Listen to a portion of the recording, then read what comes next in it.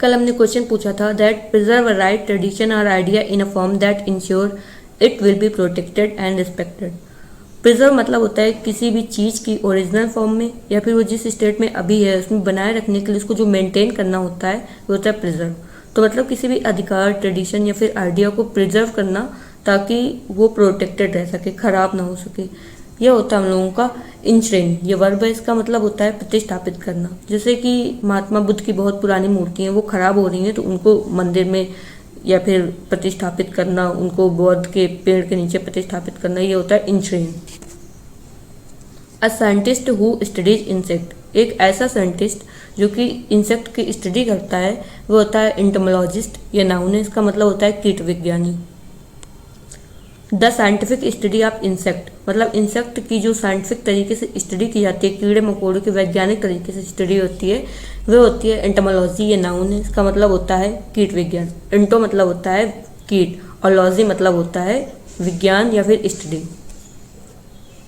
Likely to arouse envy, मतलब कि जो जलन को या फिर ईर्ष्या को बढ़ाता है वह होता है हम लोग का इनवेबल या एडजेक्टिव है। इसका मतलब होता है ईर्ष्या के योग्य।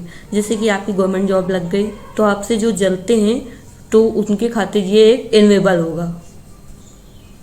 Lasting for a very short time, जो बहुत ही कम समय के लिए होती है, मोमेंटम होती है, वो होती है एफेमरल। ये एडजेक्टिव है, इसका मतलब होता है क्षणिक। जैसे कि जो लाइफ है, कहते हैं बहुत सारे लोग कहते हैं लाइफ एक एफेमरल है, कुछ दिन में निकल जाती है। जैसे कि लाइफ की जो छोटी छोटी खुशियाँ हैं वो एफेमरल होती हैं, इनको एंजॉय करना चाहिए।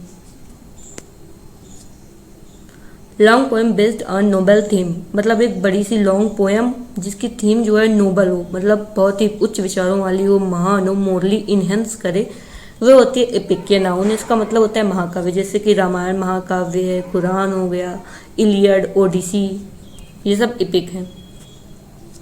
Deviated to pleasure and enjoy yourself, मतलब कि जो अपनी लाइफ को एंजॉय करना पसंद करता है, जिसे लैविश लाइफ जीना पसंद है, अच्छे कपड़े पहनना पसंद है, वह होता है एपिक्यूरियन। ये एडजेक्टिव, इसका मतलब होता है भोगवादी। जैसे कि विराट कोहली जो है वो एपिक्यूरियन टेस्ट के हैं।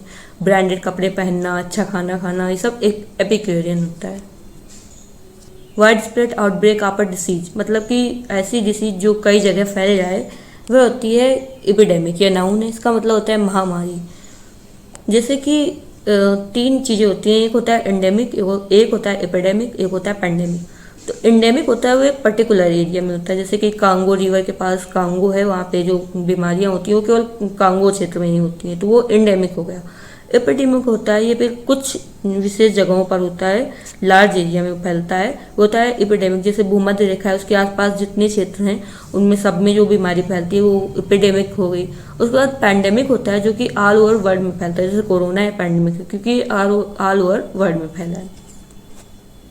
ए short speech at the end of play, मतलब कि एक छोटी सी स्पीच जब प्ले खत्म हो जाता है या फिर बुक खत्म हो जाती है उसके बाद जो छोटी सी स्पीच होती है या फिर उसके बारे में जो बताया गया होता है वो होता है एपिलॉग। ये नाउन, इसका मतलब होता है उपसंहार।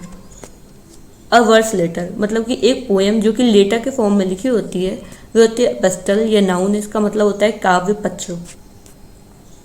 An instruction on a Tom stone in the memory of the person who has died, मतलब कि जिसकी डेथ हो गई होती है उसकी कब्र में जो लिखा होता है उसके बारे में वह होता है एपिटाफ। या नाउन, इसका मतलब होता है समाधि लेख। जैसे कि टॉम स्टोन में जो लिखा हुआ है यह है W.B. येट्स के बारे में।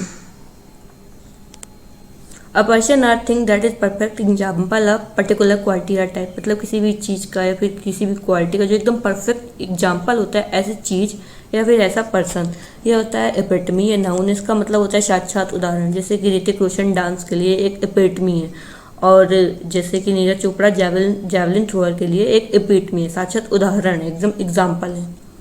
A state of perfect balance, मतलब कि जब माइंड में और जो सामने होता है उसमें एकदम परफेक्ट बैलेंस होता है वह होता है इक्विलिब्रियम। यह नाउन, इसका मतलब होता है समतुल्यता। जैसे कि इस इमेज में दिखाया जा रहा है इसके बिल्कुल फोकस्ड है और जैसे कि हम लोगों के जो माइंड में होता है वही सामने होता है, वो होता है equilibrium.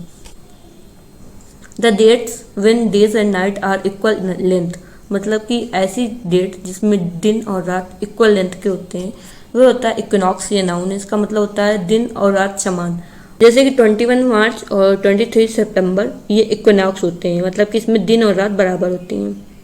Which can be rooted out. ऐसी चीज जिसे जड़ से निकाल दिया जाए वह होता है इरेडिकेबल। ये एडजेक्टिव इसका मतलब होता है उन्मूलनीय। जैसे कि ब्राइब, ग्राफ्ट मतलब कि रिश्वत लेना, ये इरेडिकेबल है, इसे जड़ से खत्म कर देना चाहिए। जैसे कि गरीबी इरेडिकेबल है, इसे जड़ से खत्म कर देना चाहिए। जैसे कि राजा राम मोहन राय ने सत्यप्रथा को इरेडिकेट कर दिया, मतलब जड़ से खत्म कर दिया। एक्सेसिव डिजायर टू वर्क मतलब काम करने की बहुत ही ज्यादा इच्छा जो होती है वो क्या होती है, इसका आंसर आप लोगों को कमेंट बॉक्स में देना है।